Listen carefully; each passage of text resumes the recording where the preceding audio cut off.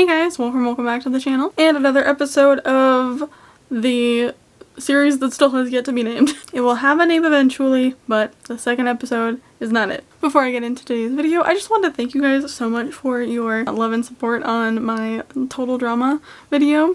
You guys loved it. It was one of my best performing videos in a long time, and it was really nice to see something I got like made fun of by strangers and my friends growing up. People really enjoyed and like shared the same interest as me, so thank you so much. I did get some suggestions on that video, and I decided to ride the Total Drama train and talk about today's people, aka the Goths from Total Drama Ridonculous race. So let's get to it, because there's not as much to unpack as there was with Gwen, but these characters have a lot to offer. So sit back, relax, and let's do another Total Drama deep dive.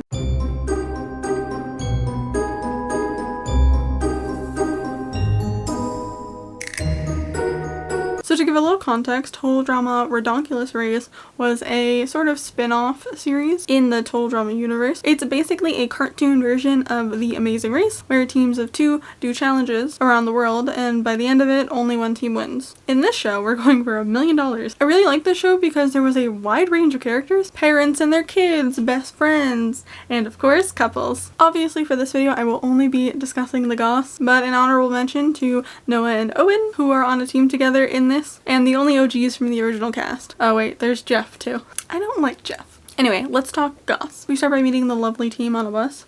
Their names are Crimson and Ennui, and they're described as some very pale teens. Give them more credit than that. They look amazing. They actually don't talk at all for the first 2 episodes. They just sigh. They're very expressionless and monotone. It isn't until episode 3 when we finally hear one of them talk. Ennui has to draw a picture of Crimson for a challenge, and he asks her this. Do you want to look alive in this? In this episode, we were also in the catacombs in Paris, and the Goths are loving it. Ennui expresses that this could be an amusement park. I'd go to an amusement park with skulls on the wall. Sign me up. In episode 4, Crimson scares a shark just by staring at it. And in episode 5, we learn that they actually speak Icelandic because all their favorite bands are from Iceland. They come in first for the Icelandic challenge and are so happy. Wow, first place! You're the winners! You won! Woohoo! Are you trying to ruin the show? Is that your plan? Get out of here! You're bad kids! Some more notable mentions of them are in episode 6, when Crimson makes a black version of a costume that they're supposed to replicate, and Ennui can straight up break coconuts with his head. These teens are built different, I swear. Now on to episode 7. This is the start of a couple episodes that are more dedicated to them, and I loved this episode so much. In this one, the race takes place in Transylvania, and they are so excited. Dracula is Goth King. Okay, Dracula was the first Goth ever. He was our king. To be here is... I can't. I'm so... Hey, that was close. You almost got color in your face. For the challenge, the teams have to drag a coffin to an open grave with one of the teammates inside the coffin at all times, and they cannot help the other one. Crimson decides to be the one to get into the coffin and says this. Modern coffins are so flimsy. When I die, I want to be buried in one that was made during the plague. They really knew how to make a coffin last.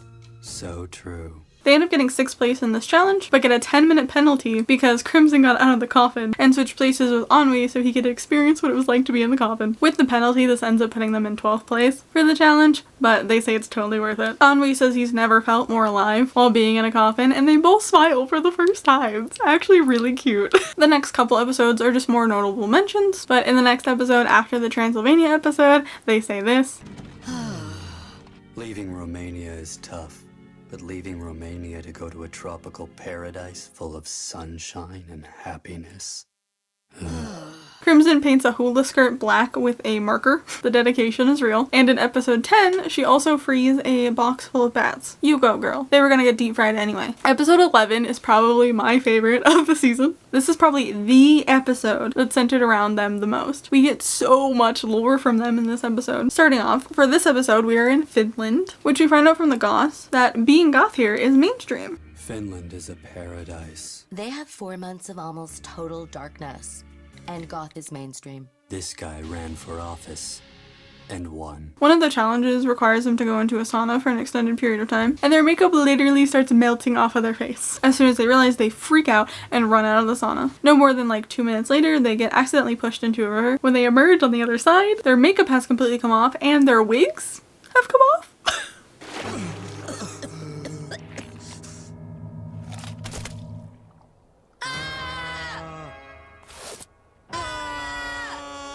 My face! Don't look at me! We find out that Crimson and Ennui have been dating for 3 years, so naturally, they've never seen each other un-goth. Y'all sleeping in your makeup and wigs? That seems really unhealthy for your skin and really bad for your scalp. I have questions. They both wear paper bags over their heads for the rest of the episode. The host doesn't even recognize them. The second challenge in Finland is to air guitar to an audience full of goth people. Ennui attempts this when he looks like a normie and gets booed off the stage and called a prep. He actually almost cries. Poor baby. They were like, we're done. We're quitting. So they get into a taxi to leave when they pass a goth store. And oh boy, did they have the most amazing re-entrance. They come back looking better than ever. Ennui kills it in the air guitar challenge and it puts them in second place. I'm living for it. And of course, by next episode, they are back to normal. Nothing eventful happens until episode 14 when we find out that animals really love Ennui when they're trying to catch bunnies for a Australian challenge. Ennui hates this, but it does end up working to their advantage. They do end up finding a black bunny and adopting him and naming him Loki because they liked how destructive and chaotic the bunnies were. This is Loki. He's on our team now. He's named after the Dark Norse god because he destroys lives. He's also super low-key, which works for us. See? In the next several episodes, we find out Crimson can ride a mechanical and real bull, and that she would spend summers on her grandma's farm. It is unclear whether she liked those summers or not. They hold hands in an interview and make a snow skull instead of an igloo while in the Arctic Circle. In Indonesia, we find out Komodo dragons are scared of them. Spare some venom. Like, fine. Whatever. We both wear organic Komodo dragon musk deodorant. It's called comodorant. Obviously, it comes from larger, scarier Komodos, so we smell like trouble to these wimps. Come back, you cowards. And that Ennui can mind link with animals and know what they're thinking. Where's my gothic mind powers? What the fuck? He does this with Loki and they end up getting first place. On to episode 19, Vegas baby. They actually don't hate it here. Yay! Not the worst place we've been. Agreed. We particularly like the city's overwhelming feeling of sadness. They have to perform a magic trick that requires one person to be in a box with a lion. Loki decides to jump into the lion's mouth and Ennui sticks his whole ass hand in the lion's mouth to get Loki out. I guess that proficiency in animal handling is really paying off. The magician judging is so impressed that he offers them a show in Vegas and they say no. You want to know why they say no? Because keeping up their happy faces for the camera for this show is already so exhausting. I swear, they're just trolling everyone at this point. But hey, they get first for the second time in a row. Finally, we have the dreaded episode 20. The ice dancers steal Loki. Who are the ice dancers, you ask? Basically a team of competitive ice skaters who are basically the antagonists of the show. They're literally insane. Later in the episode, Ennui figures out that Loki is missing. It is actually really sad, even though you can't tell. They pretty much abandon the challenge to find Loki. Towards the end, they almost give up when Loki just comes over the horizon on a donkey. Did I mention we were in Mexico now? They get eliminated, unfortunately, but not before they hope the ice dancers lose. I hope the ice dancers get what they deserve. I hope they get worse than that. I love it when you get vengeful. I know. We don't see the Goths again until last episode, episode 26, where they're in the audience with the rest of the eliminated cast. The ice dancers lose, putting them in third place overall. Suck it. Their last scene is just them in an interview happy that the ice dancers lost. We love that for them. And that is all I have on the Goths from Total Drama Ridonculous Race. I went into this show with low expectations, okay? I knew of these characters, but I had never sat down to actually watch the show because at the time I was so dedicated to the original cast that I didn't want to watch a whole brand new cast of people. And I honestly thought the Goths were just going to be blatant stereotypes and they were only going to last maybe an episode. And while they were stereotypical in some ways, their characters were very interesting and they lasted way longer than I thought they did.